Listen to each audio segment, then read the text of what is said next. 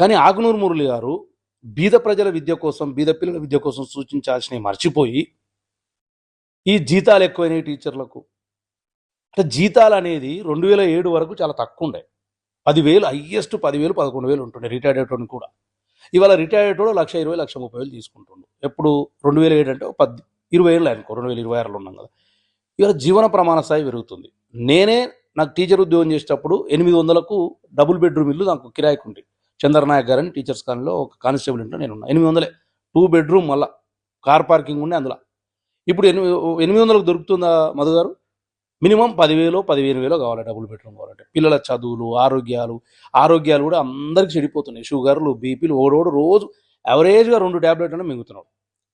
ఇవన్నీ ఖర్చుల దృష్ట్యా మాస్టర్ స్కేల్స్, అవి టీచర్లకే కాదు అన్ని ఎంప్లాయీస్కు మాస్టర్ స్కేల్స్ వల్ల జీతాలు పెరగడము తగ్గడం ఇవన్నీ ఉన్నాయి.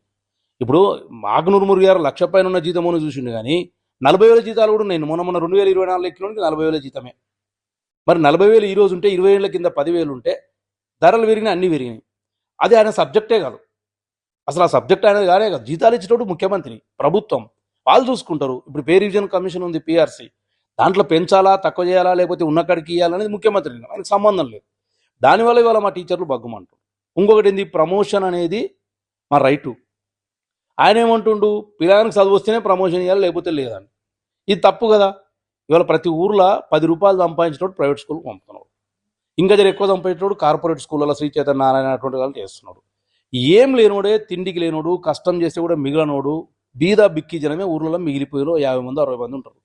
ఆ పిల్లలకు మా వాళ్ళు చదువు చెప్పి పైకి లేపుతున్నారు టీచర్లు. మరి వాళ్ళ ప్రమోషన్ అనేది రిజల్ట్ని బట్టి ఇవ్వాలంటే రిజల్ట్ రాదు. ఒక్కోసారి యావరేజ్గా ఇప్పుడు మీరు కూడా చూసింటారు, శ్రీ చైతన్య నారాయణ కాలేజీలో 1,00,000 మంది చదువుతారు. వాడి పేపర్లో యాడ్ ఎంతమంది చేపిస్తుంటారు? ఇప్పుడు శ్రీ చైతన్య నారాయణ లాంటి కార్పొరేట్ సంస్థలు పేపర్ యాడ్ వేపిస్తాయి. రిజల్ట్ వచ్చినాక ఎన్ని ర్యాంకులు పెడతాయి? 1,00,000 మంది పెడతాయి పేపర్లో, ఓ 10, 15, 20 పెడతాయి. అంటే 1,00,000 మంది చదివితే 20 మందికి ర్యాంకులు వస్తున్నాయి.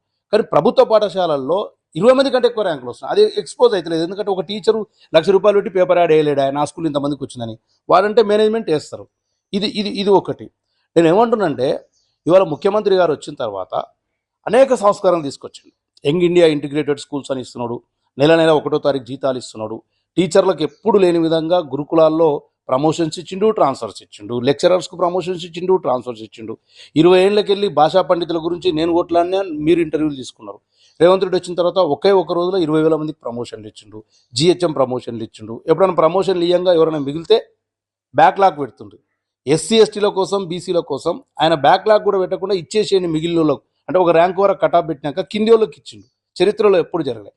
ఇన్ని ఇస్తున్నాడు. స్కూల్స్ పర్యవేక్షణ చేస్తున్నాడు. నెలకు ఒకసారి విద్యాశాఖ మీద 2 సార్లు 3 సార్లు సమీక్షలు చేస్తున్నాడు. కేసీఆర్ ఎప్పుడు చేయలేదు ఇట్లా. ఇలా చేస్తున్నాడు. మేము కూడా ఏమనుకుంటున్నామంటే, మాకు పిఆర్సీ రాలేదు, డిఏలు రాలేదు, జీతం అయితే బాగానే ఇస్తున్నాడు, ప్రమోషన్లు ఇస్తున్నాడు. పాపం రేవంత్ రెడ్డి చాలా చేతనైన కాడికి ఎక్కువనే చేస్తున్నాడు. కానీ ఇక పిఆర్సీ ఒకటి ఇచ్చితే బాగుండని కొంత ఎవరికైనా కోరిక ఉంది. కానీ ఇవాళ ఆకునూరు మురళి వచ్చి జీతాలే తక్కువ చేయమనేసరికి ఇన్ని మంచి చేసిన రేవంత్ రెడ్డిని కింద తిట్టుకునే పరిస్థితి వచ్చింది. ఇప్పుడు గ్రూపులలో ఏం పెడుతున్నారు తెలుసా? పిఆర్సీ ఇవ్వాలి, డిఏలు బకాయి ఉన్నాయి. ఇవి ఆడడుగుతారో అని రేవంత్ రెడ్డి ఆకునూరు మురళిని పిలిచి ఈ టాపిక్ తీసిండు అనేది చర్చ జరుగుతుంది. ఎందుకు జరగదు? మనం మానవులం కదా మధు. ఇందులో బీఆర్ఎస్ సింపథైజర్స్ ఉంటారు, టీచర్లలో కూడా టీఆర్ఎస్ ఫ్యామిలీస్ వాళ్ళు ఉన్నారు, భారతీయ జనతా పార్టీ ఆర్ఎస్ఎస్ వాళ్ళు ఉంటారు, కాంగ్రెస్ వాళ్ళే కాదు కదా, కమ్యూనిస్టులు ఉంటారు. వాళ్ళు ఏం చేస్తున్నారు? రేవంత్ రెడ్డే కావాలని నాటకం ఆడిపిస్తుండ్రు. మరి ఈ పేరు ఎవరికి చెడ్డ పేరు వస్తుంది? రేవంత్ రెడ్డికి వస్తుంది. ఆకునూరు మురళి ఉంటాడు, రేపు పోతాడు. కానీ రేవంత్ రెడ్డి కన్న కష్టం చేసి ఎన్నో కేసులు చేసుకొని బిడ్డ పెళ్లికి కూడా హాజరు కాకుండా, హాజరైన షరతుల మీద హాజరై అధికారంలోకి వచ్చినోడు, 4 మంచి పనులు చేస్తున్నాడు. చెడ్డ పేరు ఎవరికి? రేవంత్ రెడ్డికి. దాని ఇందాక జర్నలిస్ట్ అడిగిండు, అన్న నువ్వు కాంగ్రెస్ పార్టీలోనే ఉన్నావు, మీ పార్టీడే కదా ఆకునూరు మురళి. వాస్తవమే, మా పార్టీ నియమించిందంటే మా పార్టీడే. కానీ చెడ్డ పేరు ఎవరికి వస్తుంది? మా పార్టీ, మాకు మొత్తం మూలస్తంభం మా తలకాయకే చెడ్డ పేరు వస్తుంది. నేను మాట్లాడినా, మీరు రాకన్నా ముందు విద్యా కమిషన్ మెంబర్లు కూడా, మా చారగొండ వెంకటేష్ ఉంటాడు, ఇంకా 2-3 ఉంటారు, నేను అందరితో మాట్లాడినా. ఇదేంది మన ప్రభుత్వానికి టీచర్లు అంతా యాంటీ అయ్యే పరిస్థితి అంటే, నిన్న కూడా నేను మన తొలి వెలుగు ద్వారా చెప్తా ఉన్నా టీచర్లకు అందరికి కూడా. నేను ఇలా 3-4 మెంబర్లతో మాట్లాడినా ఒక హాఫ్ అన్ అవర్ కింద. వాళ్ళు అన్నారు, ఆకునూరు మురళి గారు రిపోర్ట్ సబ్మిట్ చేసేటప్పుడు సీఎం గారు అన్నారంట, చైర్మన్ గారు మీరు ఓన్లీ సూచనలు ఇవ్వండి, ఈ శాలరీస్ ఈలరీస్ అది నీ పరిధి కాదు, నా పరిధి కాదు, దానికి స్కేల్స్, మాస్టర్ స్కేల్స్, పిఆర్సీ కమిషన్లు, ఆ ఫైనాన్స్ సెక్రటరీలు ఉంటారు. వాళ్ళ పరిధి వాళ్ళు ఏం రికమెండ్ చేస్తారు చూద్దాం అంటే, లేదు లేదు జీతాలు ఎక్కువయ్యే వాళ్ళు ఇది అవుతుంది అని అంట. అప్పటికి కూడా చెప్పినట్ట రేవంత్ రెడ్డి గారు. నేను స్పష్టంగా చెప్తా ఉన్నా, నాకు కమిషన్ మెంబర్లు చెప్పినమాట, వద్దొద్దు ఇది మనం జోలికోవద్దు, రేపు ఏమైనా చెడ్డ పేరు వస్తే నీ మీద వేసుకున్నట్టుంటే దీన్ని లీక్ చేయి, నా మీద వేసేటట్టుంటే లీక్ చేయకన్నా అంట. లేదు నేనే వేసుకుంటా, ఎవరితో ఢీకొంటా అని అంట. మరి ఆయన ఎంత తోపు, ఆయన తోపు అని ఆంధ్రప్రదేశ్లో ఏదో చేసిన అంటారు. ఆంధ్రప్రదేశ్లో మొత్తం నా ఫ్రెండ్స్ ఉంటే పొద్దు నుంచి అదే పని చేస్తున్నా. ఆంధ్రప్రదేశ్లో కూడా విద్యా వ్యవస్థ నిర్వీర్యం చేసిండు. ఒకటి మాట చెప్తా, ఆయన మాజీ ఐఏఎస్, పెన్షన్ వస్తుంది, ఆయన ఇంటలెక్చువల్ అని మనం భావిస్తున్నాం. ఓకే, నేను ఆయనతో 2-3 ఆర్గ్యుమెంట్లు చేసిన. ఆయన ఇంటలెక్చువల్ కాదు, తొక్క కాదు, నేను అవమానించడం లేదు. ఆయనకు సబ్జెక్ట్ లేదు, ఉండొచ్చు, ఏ దాంట్లో ఉందో ఆ దాంట్లో ఉంటుంది. ఇప్పుడు నేను ఉన్నా, టీచర్ చెప్పమంటే నేను అనర్గలని చెప్తాను, అంతే తప్ప గొర్రెలు ఎట్లా కాస్తారు, కాపుదానం ఎట్లా చేస్తారంటే నేను చెప్పలేను. ఆయన కూడా ఒక దాంట్లో ఉండొచ్చు, ఏ దాంట్లో ఎక్స్పర్ట్. సబ్జెక్ట్ లేదు. ఆయన 4 లక్షల రూపాయల జీతం తీసుకుంటుండు. ఐఎమ్ రైట్ ఆర్ రాంగ్, 3 నుంచి 4 లక్షలు అంట వాళ్ళ జీతం.